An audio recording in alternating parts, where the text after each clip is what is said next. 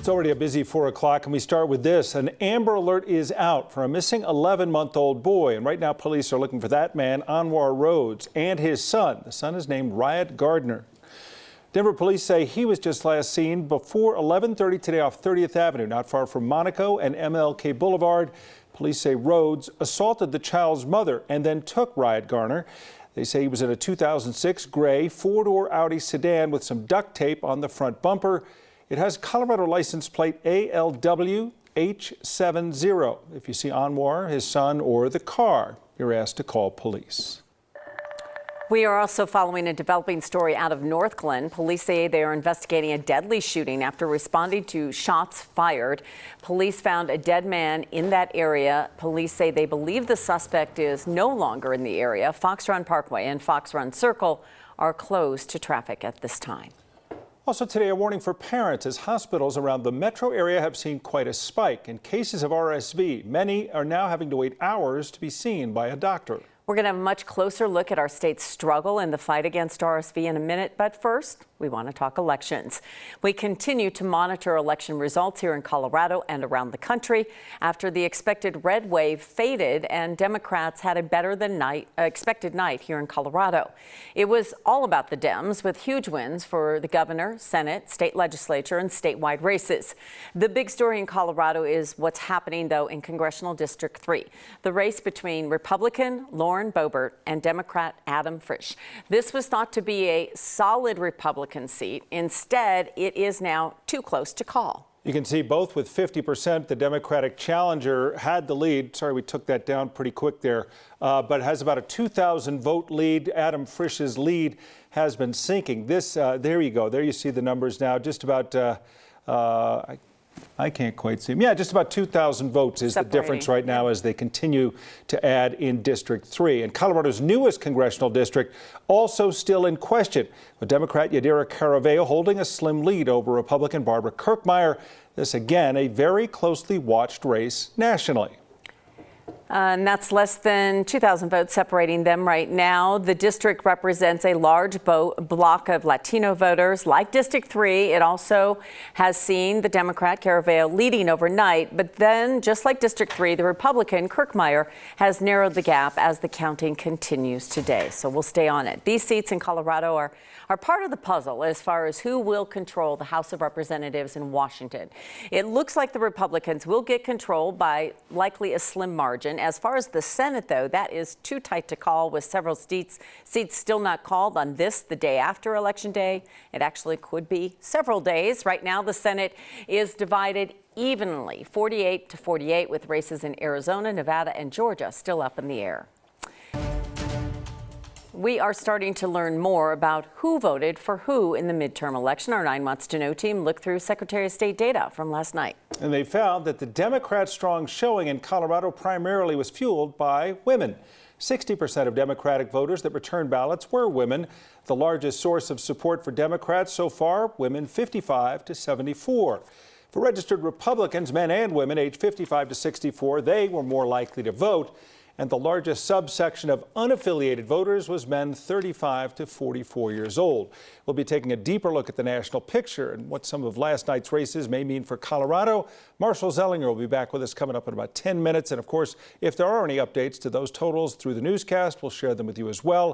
Of course, you can get election results anytime at 9news.com as well as on 9 News Plus.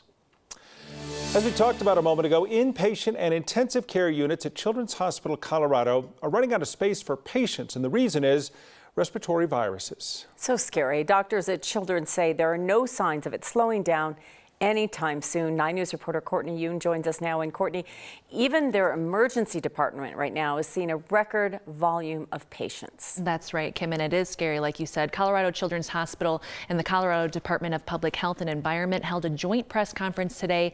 They're seeing 554 hospitalizations of RSV or respiratory syncytial virus in the Denver area.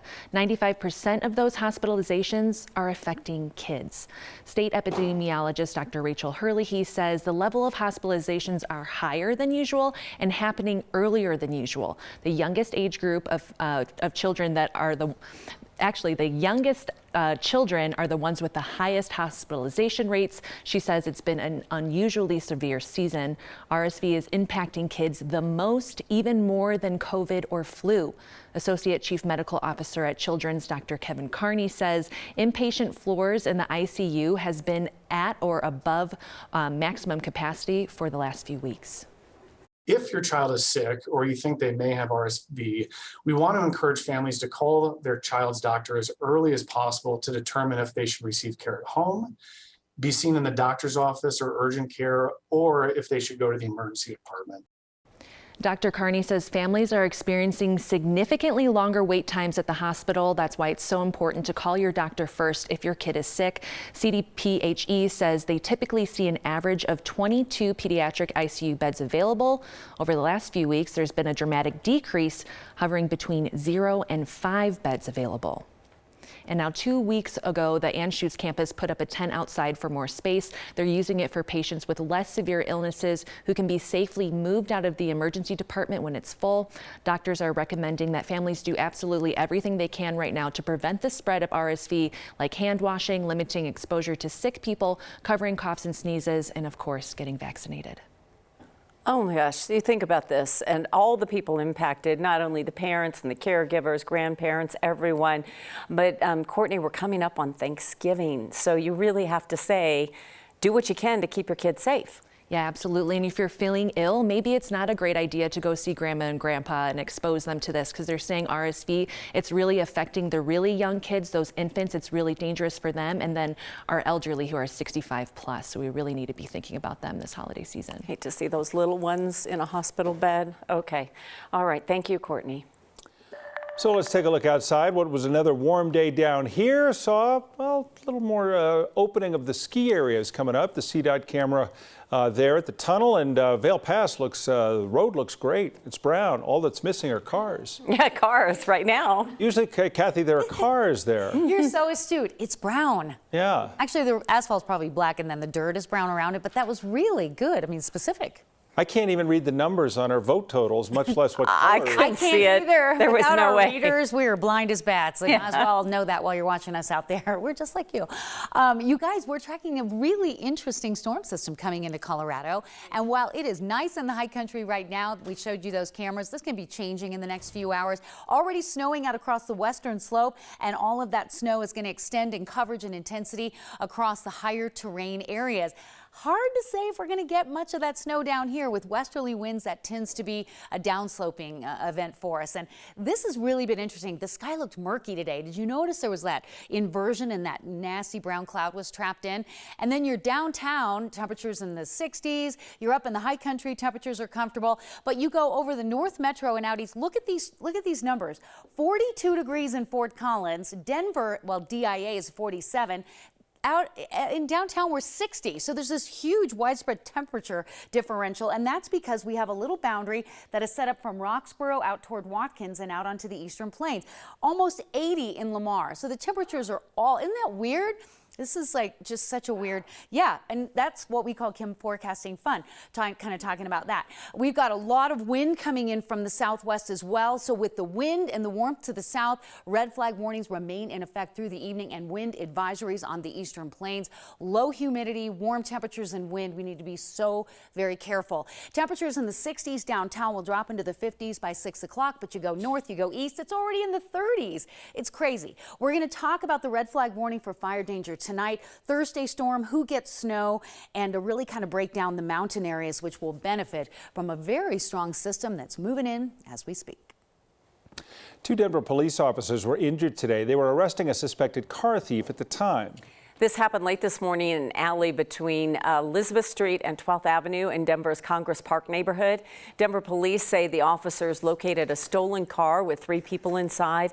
And when the officers approached, police say one of the suspects took off, the other was arrested, and the third started wrestling with the officers. Police say that suspect got in the car and started driving, dragging the 2 officers about a block and a half down the alley until the car crashed.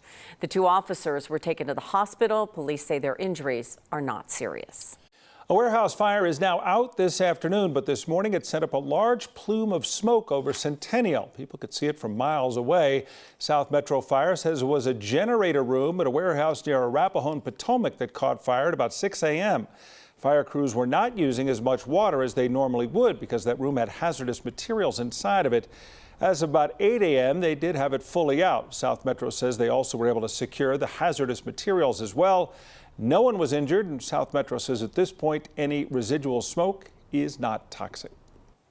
Let's get back to the election. Several races still too close to call. That's why we're going to bring in our Marshall Zellinger to break down the latest numbers as far as those two tight races right here in Colorado.